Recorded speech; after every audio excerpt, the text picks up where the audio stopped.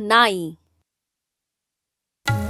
ये कहानी पाटलिपुत्र नाम के एक शहर की है, जहाँ मणिभद्र नाम का एक व्यापारी अपनी पत्नी के साथ रहता था।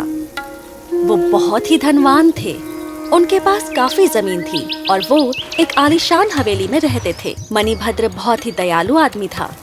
उससे अपनी दौलत का जरा भी घमंड नहीं था। उसने अपने जीवन में बहुत मेहनत की थी। उसकी पत्नी गायत्री बहुत ही बुद्धिमान थी।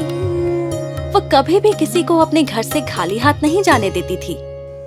मणिभद्र और गायत्री को पूरा शहर जानता था। हर त्योहार या खास दिनों में वो लोगों को आमंत्रित करते और उनका सम्मान और आदर से स्वागत करते। उनकी हवेली में हमेशा लोगों का आना जाना लगा रहता था। वो मेहमानों का अच्छा ख्याल रखते थे, उनको महंगे तोहफे देते थे और स्वादिष्ट भोजन खिलाते थे।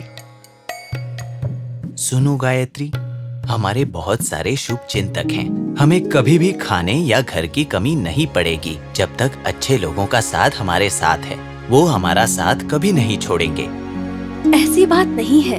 आप बहुत भोले हैं और सबको बहुत कुछ दे देते हैं बिना किसी मतलब के भी।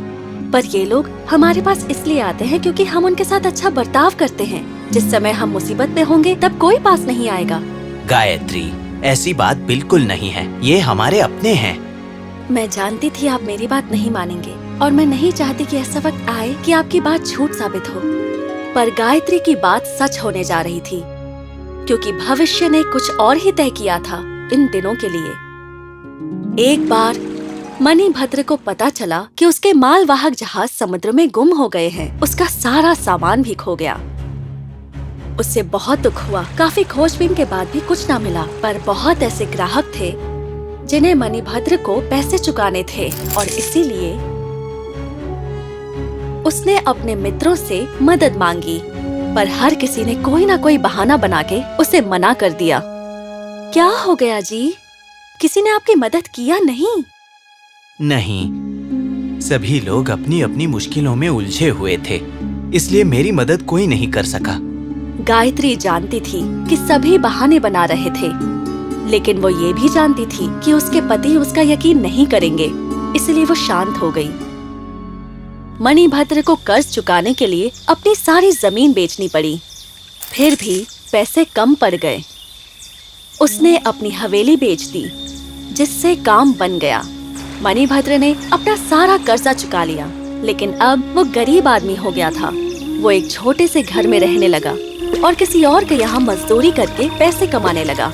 गायत्री ने भी अपने घर का खर्चा चलाने के लिए एक पाठशाला में पढ़ाने का काम शुरू कर दिया। दोनों बहुत मेहनत करने लगे। ऐसी मुश्किल की घड़ी में भी वो लोगों से नाराज नहीं हुए। वो इतना कमा लेते थे जिससे कम से कम किसी एक मेहमान को खाना खिला पाते। लेकिन अब वो महंगे तोहफे या स्वादिष्ट खाना खिलाने लायक नहीं थे, लेकिन सम्मान और प्यार भरी बातें जरूर थीं। समय बीतता गया, कोई मेहमान नहीं आता था। कुछ दोस्त भी मणिभद्र से बिना मुस्कुरा के मुंह मोड़कर जाने लगते थे और इसीलिए मणिभद्र परेशान हो गया। तुम्हारी बात सही थी गायत्री। ये हमारे दोस्त नहीं हो सकते। ये सिर्फ हमारे यहाँ स्वादिष्ट भोजन और तोहफे के लिए आते थे। काश मैंने तुम्हारी बात सुनी होती। मुझे माफ कर दो गायत्री। अब मैं तुम्हें पहले जैसी बेहतर जिंदगी नहीं दे सकता। ऐसा मत कहिए जी, मैं आपके साथ बहुत खुश हूँ। हमारे बुरे समय में लोग बदल गए हैं तो कोई बात नहीं। इसका मतलब ये नहीं कि हम भी बदल जाएं। आप तो सिद्धांतवादी हैं। आपकी ईमानदारी जरूर किसी दिन काम आएगी। लेकिन मणिभद्र को अब भी गायत्री की बातों पर यकीन नहीं था। ये सिर्फ मेरा दिल रखने के लिए ये बोल रही है। मैंने जीवन भर बेवकूफियां की है और इससे मुझे कभी फायदा नहीं हुआ। आज मैं अपने परिवार के लिए कुछ नहीं कर सकता।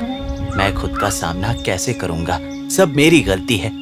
ऐसे घुट घुट के जीने से तो मर जाना ही अच्छा है। खुद को दोषी मानते हुए मणिभद्र सो गया। मणि, उठ जाओ मणि। हाँ, ये क्या हो रहा है? आप कौन हैं? मैं एक साधु हूँ, तुम्हारी मदद करने आया हूँ। ऐसी मुश्किल की घड़ी में कभी भी हिम्मत नहीं हारा करते, बल्कि उनका सामना करना सीखो। सब मेरी बेवकूफी का नतीजा है। मैं सामना नहीं कर सकता। तुम बेवकूफ नहीं हो। बेवकूफ वो होता है जो पूरी सच्चाई जाने बिना काम करता है। जो कुछ भी तुम्हारे साथ हुआ वो एक दुर्भाग्य घटना थी और इसलिए मैं तुम्हारी मदद करूंगा। क्या?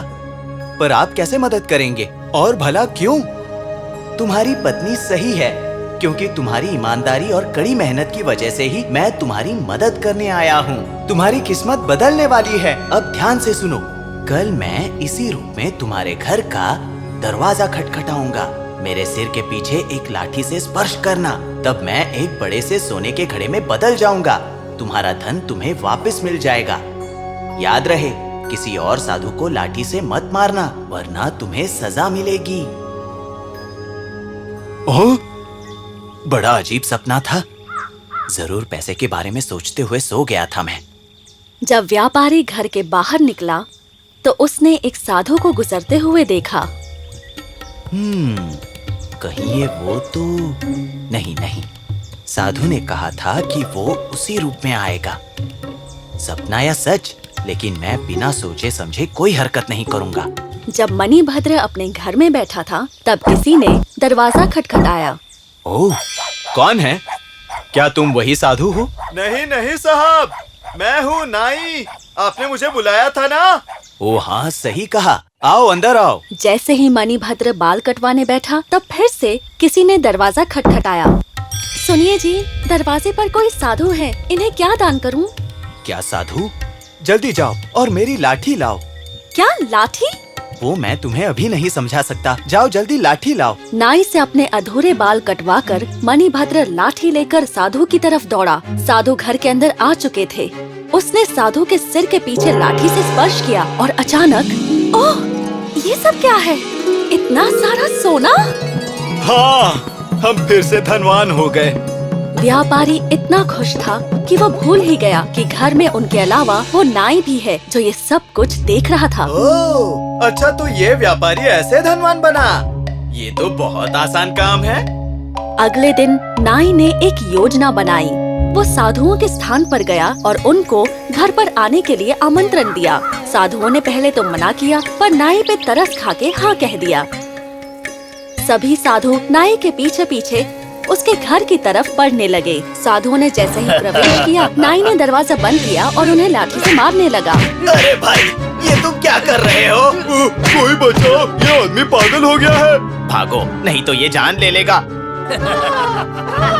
एक साधु किसी तरह बच के बाहर निकला और उसने लोगों से बाकी साधुओं को बचाने के लिए कहा।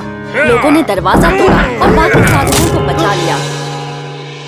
नाई डर गया था क्योंकि लोगों को उसकी हरकत का पता चल गया था। वो नाई के पीछे दौड़े उसे मारने के लिए। उस दिन के बाद नाई शहर छोड़कर चला गया और फिर कभी नजर नहीं आया। मणिभद्र और गायत्री ने ये सारा दृश्य देख लिया था। साधु ने सच ही कहा था। बिना सच्चाई जाने अगर कोई ये कार्य करेगा तो वो बड़ा ही बेवकूफ होगा। बेचारे नाई ने मुझे सिर्फ साधु को लाठी स्पर्श करते हुए देखा और वो सोने में बदल गया, पर उसे मेरे सपने के बारे में कुछ भी नहीं मालूम था। उसने बिना सोचे समझे साधुओं को लाठी से पीटा और उसे सजा मिल गई।